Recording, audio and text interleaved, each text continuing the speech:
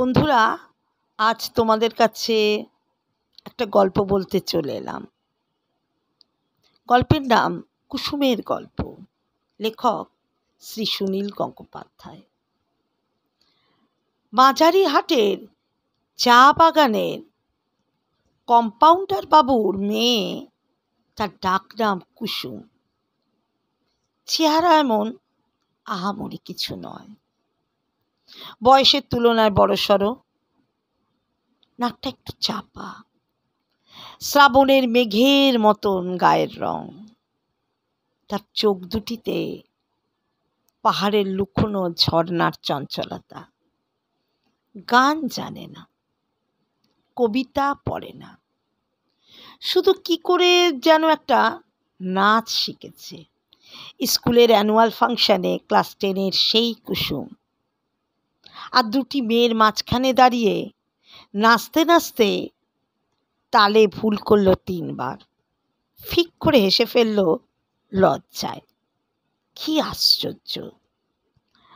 তবু উত্তরবঙ্গের বেড়াতে আসা এই বাগানের মালিকের ছেলের বন্ধু উজ্জ্বল নামে যুবকটি মুগ্ধ হয়ে গেল তাকে দেখে। নাচ নয়, কুসুমের হাসিটাই বেশি পছন্দ হয়েছিল তার। শুধু কম্পিউটারে দক্ষ নয়, সম্প্রতি পিতৃবিয়োগের পর সে হরিয়ানার একটি কারখানায় উত্তরাধিকারী হয়েছে। আপত্তির তো প্রশ্নই ওঠে না। এ যে অভাবনীয় সৌভাগ্য। 3 মাসের মধ্যেই বিয়ে। কুসুমকে উড়িয়ে নিয়ে যা হলো দিল্লির উপান্তে। কলেজে ভর্তি করানো হলো কুসুমকে। তার উচ্চারণে বড় বেশি ভুল। নাচ শিখতে পাঠানো হলো সোনাল মানসিংয়ের কাছে। সোনাল তাকে প্রত্যাখ্যান করলেন 3 সপ্তাহ বাদে। তার পায়ের ছন্দ নেই। দেখতে দেখতে কেটে গেল 4 বছর। উজ্জ্বল চলে গেল অন্য বাগানের ফুলের দিকে। তারপর পশ্চিম গোলার্ধের স্বর্ণমরীচিকার হাতছানিতে।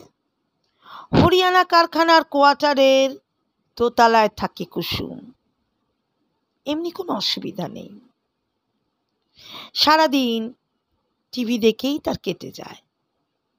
আর প্রায় সারাক্ষণ সে আঙুলে চাটে তেঁতুলের আচার। সেই জন্য সে চিঠি লিখতে পারে না। এক এক রাতে সে উঠে আসে ছাদে।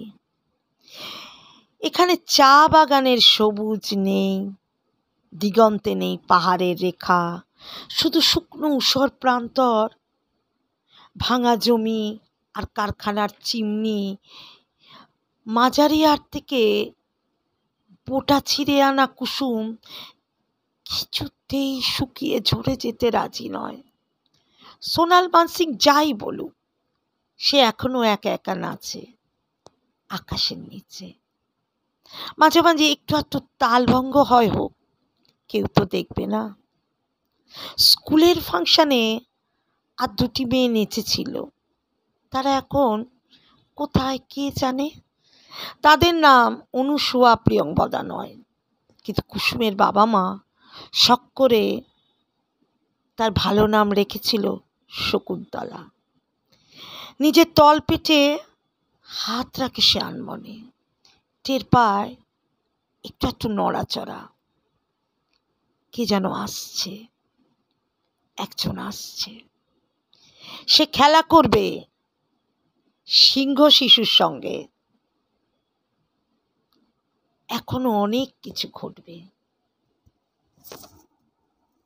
নমস্কার।